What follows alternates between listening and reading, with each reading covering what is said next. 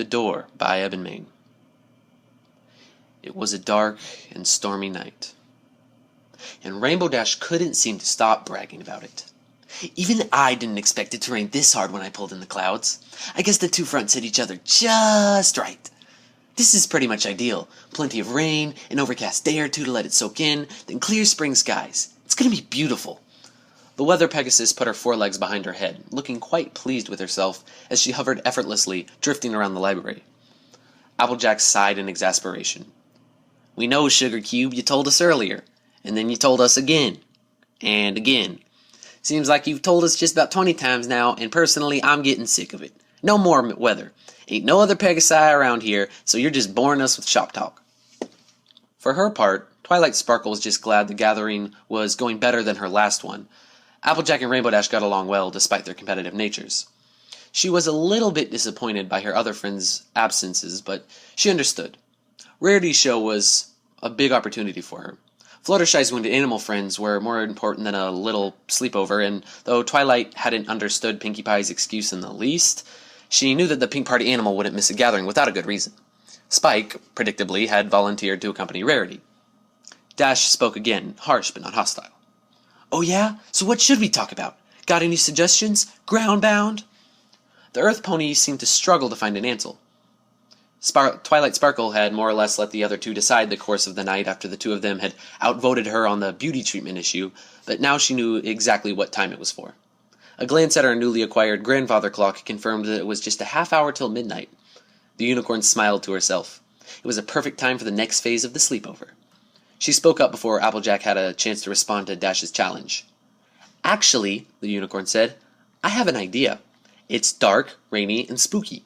Perfect for scary. Spooky?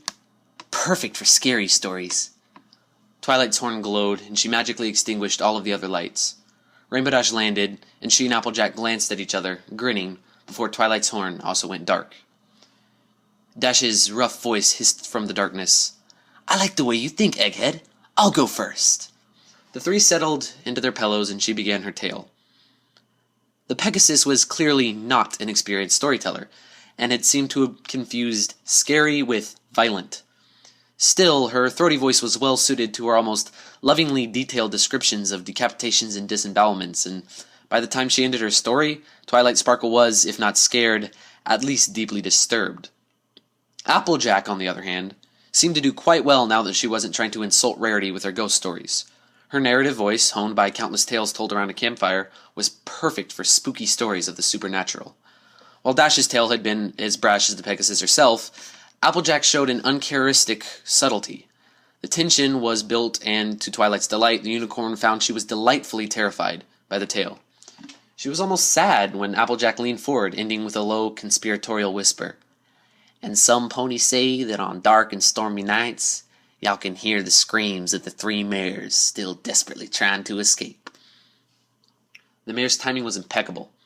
As soon as she finished, the clock struck midnight.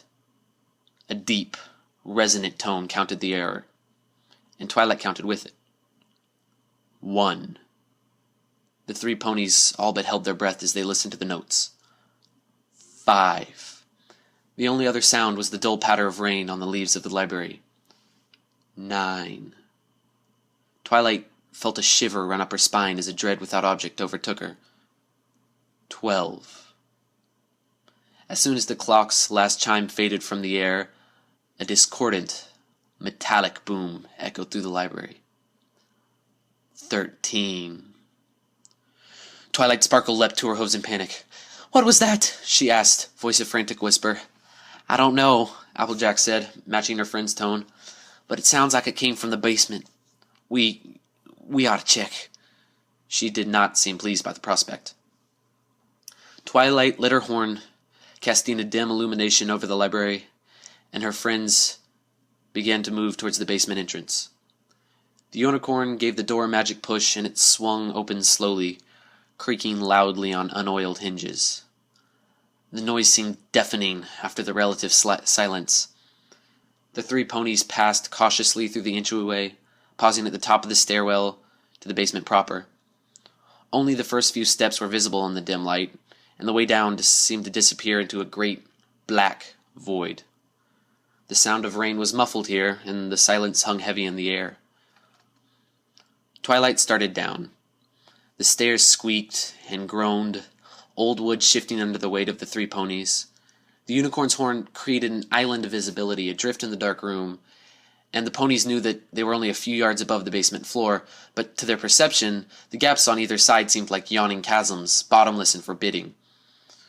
Twilight sighed in relief once her purple glow revealed the last step of the basement floor. She trotted over to her workbench and lit an old kerosene lantern with the spark from her horn. It was low on fuel, and the illumination it provided came and went as the flame guttered, but the harsh firelight was better than just her horn, although only barely. The basement was revealed to the three ponies.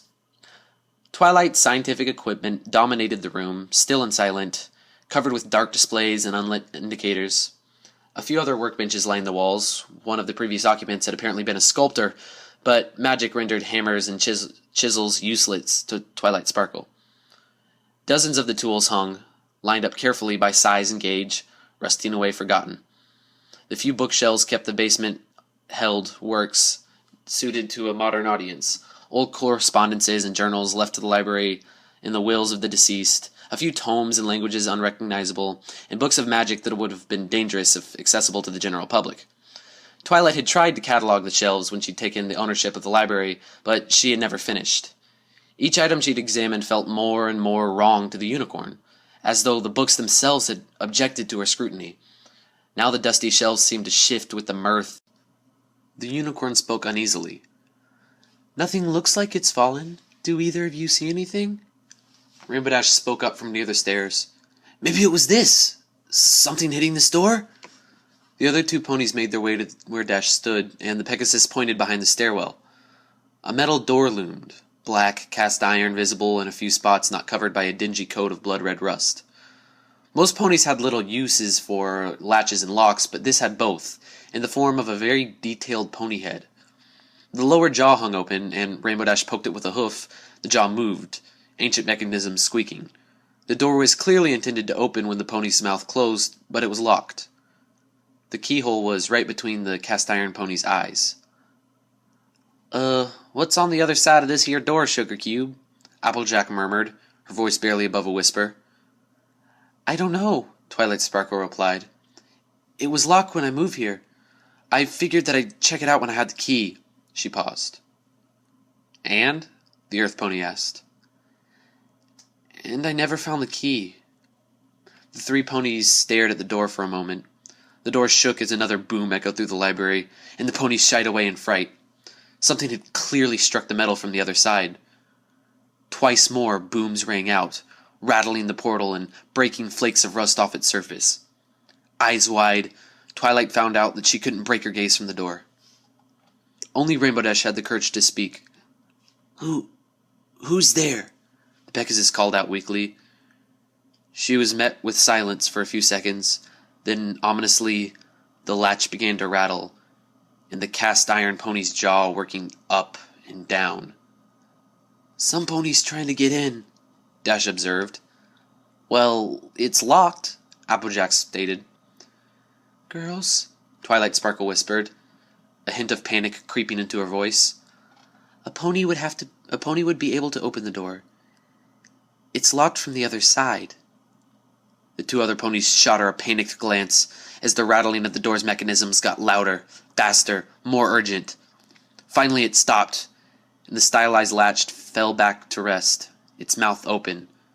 In the dim, flickering light, the cast-iron pony looked like it was trying to scream.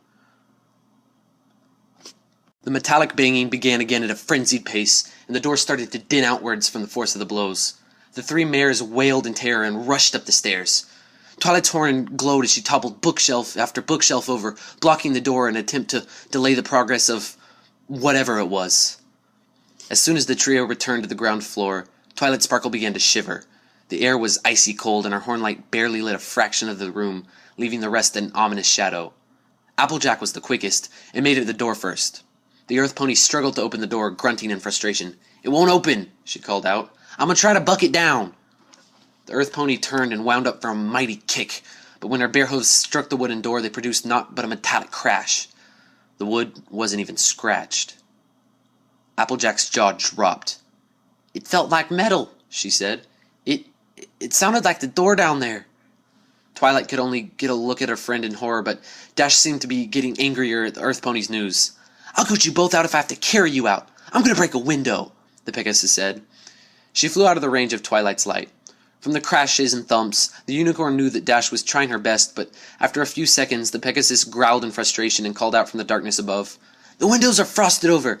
They should be brittle, but for some reason I can't break them."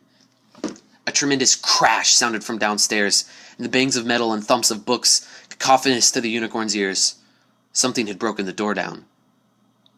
"So," Twilight said, turning to face the open basement door, "we're trapped." She could hear the creaks of the stairs as something made its way up towards the ponies, and the flickering lamplight cast a formless shadow on the landing. Seconds ticked by, and Twilight held her breath as she waited for the creature to come into view. The lights went out. Twilight couldn't even see her own glowing horn. She gasped, futilely turning her head, hoping that some hint of illumination could be found in the inky darkness of the library. There was none. The sudden silence was deafening. The familiar sound of a book hitting the floor shocked Twilight. The noise repeated, and all too soon the unicorn could hear a downpour of books all around her. Something knocked her from her hooves, and she fell hard. Twilight found she could see again. Her horn light illuminated a small circle around her, but the walls and bookshelves of the library were nowhere to be found. More shockingly, Applejack and Rainbow Dash had also disappeared. The unicorn took stock of her surroundings. She seemed to be standing on books. The tomes made a regular, level surface as far as her light revealed. Something pressed upward against her hoof, and she raised it quickly by reflex. She looked down and found something had raised the books under her. Cautiously, she kicked away a book, leaning against the object, morbidly curious about the apparition. The cast-iron pony latch stared up at her. Twilight ran, as fast as she could, a part of her mind wondering how the door had followed her upstairs, how this could all be happening, where the walls had gone, but the rest of her just seemed to want her to go faster. She looked back and saw the door was behind her. It had risen out of the sea of books. Silently, the monolith seemed to glide towards her with no visible means of propulsion. Twilight paled. The door was gaining on her. The unicorn faced forward, focusing on speed, and suddenly a familiar wall resolved before her. She dashed into the basement entrance and skidded to a halt on the landing, trying her best not to fall off into the basement below. Behind her, Twilight heard a prodigious crash. Terrified, she forced herself to look. At first glance, it seemed like the metal door had crashed into the frame of the basement entrance. But then Twilight noticed that the wood door was gone. Not knocked off its hinges, not splintered, just gone. The monstrous portal had replaced it completely. Cautiously, Twilight moved towards the stairs, but found that they too had disappeared, replaced by black emptiness. She was trapped, on the landing, alone with the door. A voice whispered, low and seductive. "Come inside, Twilight Sparkle. There's nowhere else to go.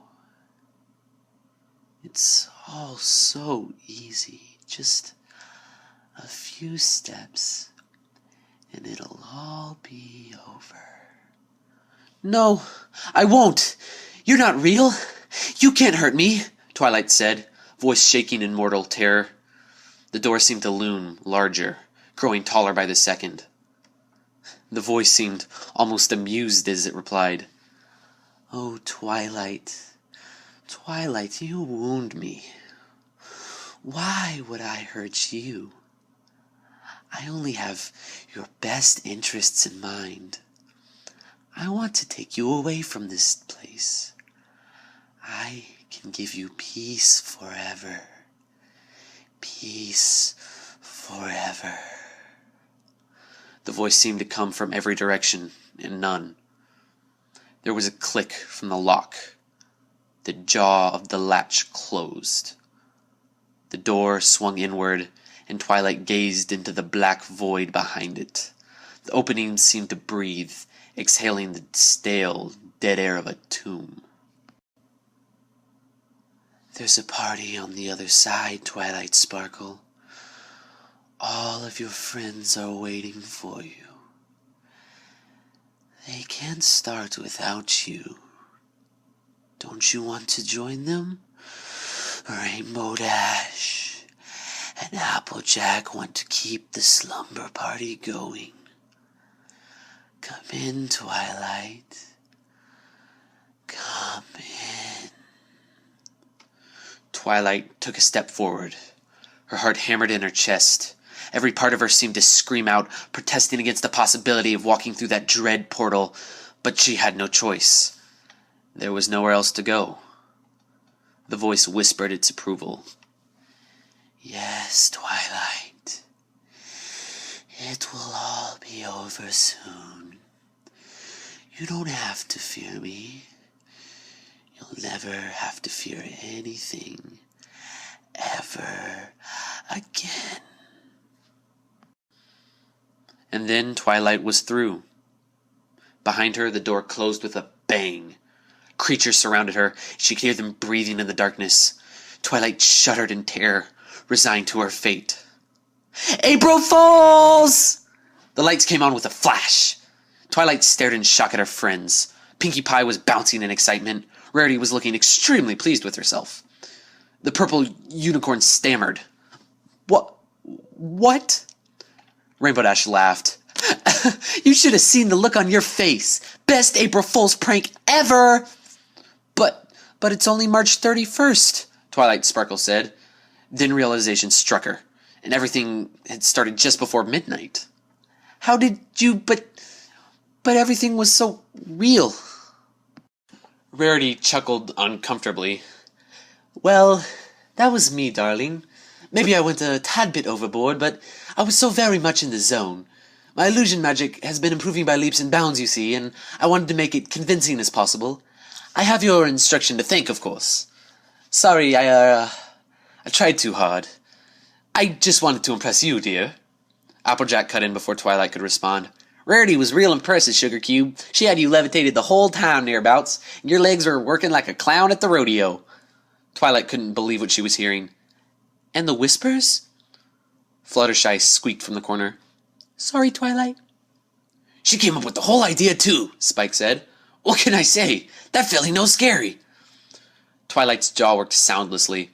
After a few seconds, she was able to manage a few words. Confound you, ponies. I'd like to thank all of you for listening to this read-through. I know it was a bit patchy in parts, but, I'm working on it. Plus, it is currently 2:33 in the morning, and I am tired as sin, so I'm going to hit the hay. Metaphorically, of course. I sleep in a nice, comfy bed. But once again, thanks for watching. Like, subscribe, share, and I shall catch you next time. Toby out.